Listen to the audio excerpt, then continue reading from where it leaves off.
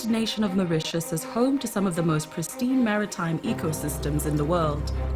In July 2020, disaster struck when the Japanese carrier ship Wakashio ran aground on the reef a mile from the coast.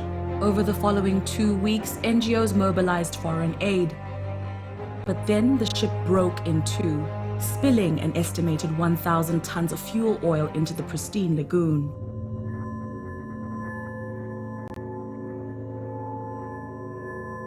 Pour ce qu'on a, pour la biodiversité qu'il y a dans notre lagon, c'est juste, vraiment c'est une catastrophe.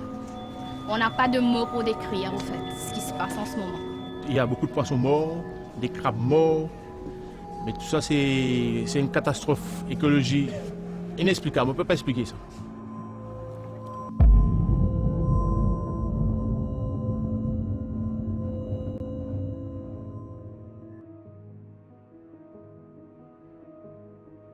Mauritius is an island nation in the Indian Ocean, about 2,000 kilometers off the coast of the African continent.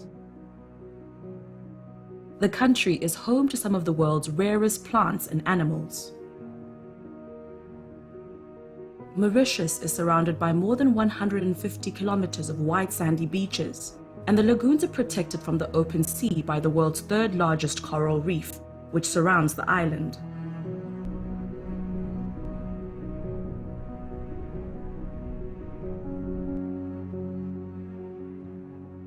As night fell on the 25th of July 2020, no one on the island was prepared for what was about to happen.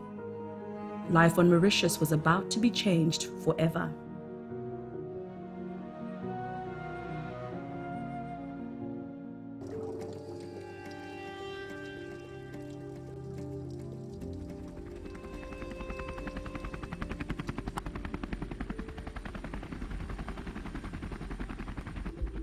When I first heard about the ship, I didn't realize that there would be an oil spill. As soon there was an oil spill, it was, you start to think about every organism, in this environment.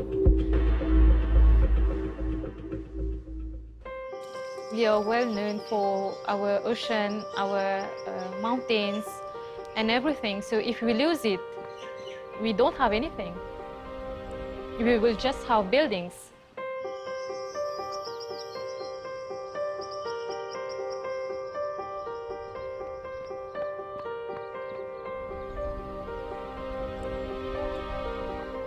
Mauritius means home to me, It's a place where you feel safe in all kind of ways. You feel safe.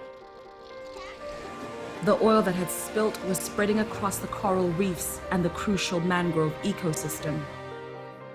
As time passed, it came to light that the oil was a new type of shipping oil. Some were now claiming that this new oil was not sufficiently tested and may have been to blame for the engine malfunctioning. It is clear that the spill threatens ecosystems and livelihoods on Mauritius. Avec le naufrage de Wakashio, toute la zone de sud-est est venue sinistrée. Donc c'est une zone sinistrée où la vie économique, la vie sociale, la vie familiale et la vie professionnelle a complètement basculé dans cette région. Il n'y a quasiment plus rien, c'est devenu une zone morte.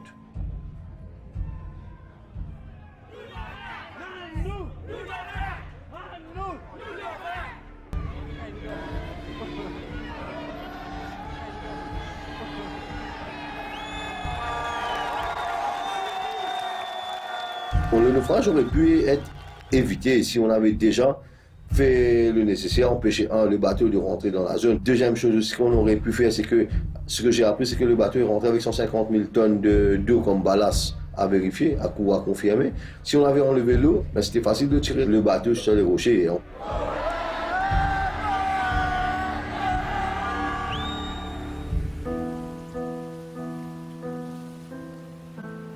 Corals are dependent on algae called zooxanthellae.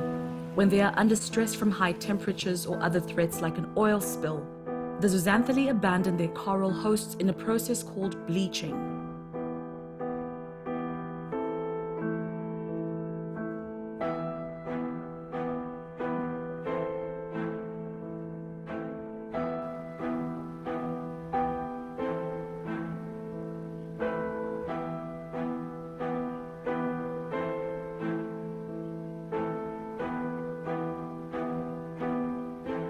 past 30 years have seen increasing development and urbanization in Mauritius.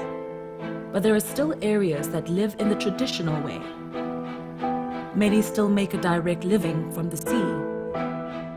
The fishermen, using traditional boats and nets, catch and sell seafood to the local markets. Often the trade is passed down within families. These people were immediately affected by the Wakashio disaster.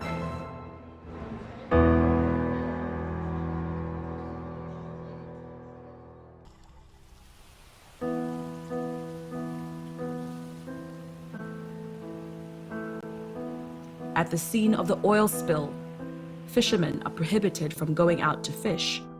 Now they sit and wait, uncertain about how long the cleanup will take. The government announced there would be a compensation program, but as news reported at the time, it would only benefit those with fishing licenses. A licensed fisherman is entitled to a bad weather allowance of $8.50 per day.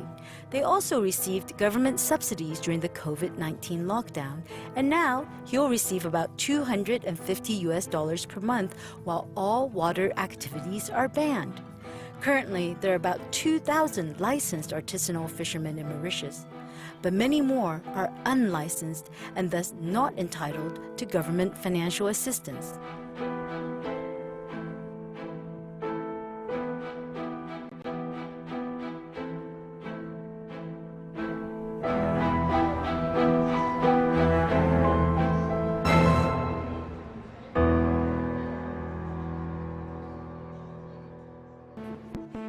In January of 2021, the operating company of the Wakashio paid out $500 each to 50 fishermen. Mais c'est pour ça qu'il va y avoir une difficulté pour ramasser tout ce qui est d'en bas de la côte. D'en bas de la côte, c'est pour ça qu'il y a un problème. Parce que des soleils, ils tapent, ils peuvent faire, ils peuvent retourner dans la mer. Il y a des va-et-vient.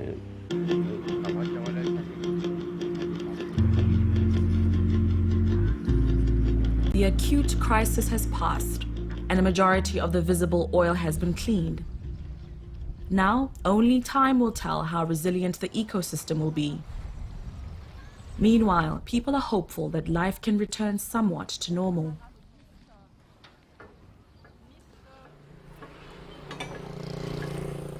Gervais has returned to his boatyard, where he crafts the small fishing boats he has been building since he was 16.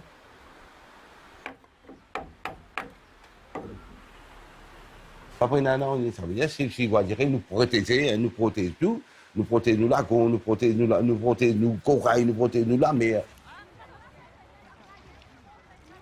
Beaucoup de choses nous viennent protéger pour nous faire bien, pour nos enfants et les autres gens ici, hein.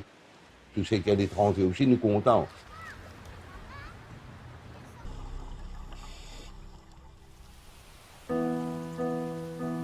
Aside from the damage to the ecosystem, Mauritian society has been damaged by the Wakashio disaster.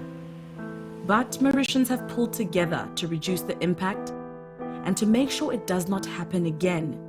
And if it does, they have worked to be better prepared. 8 months after the Wakashio disaster, a trawler runs aground on a reef on the other side of the island. It is carrying 130 tons of oil. This time, things are different. The multi-party team, headed by the Mauritian Ports Authority and PolyEco, work around the clock to ensure that all oil is removed, and then they refloat the vessel. When it is clear of the reef, it is towed safely to port.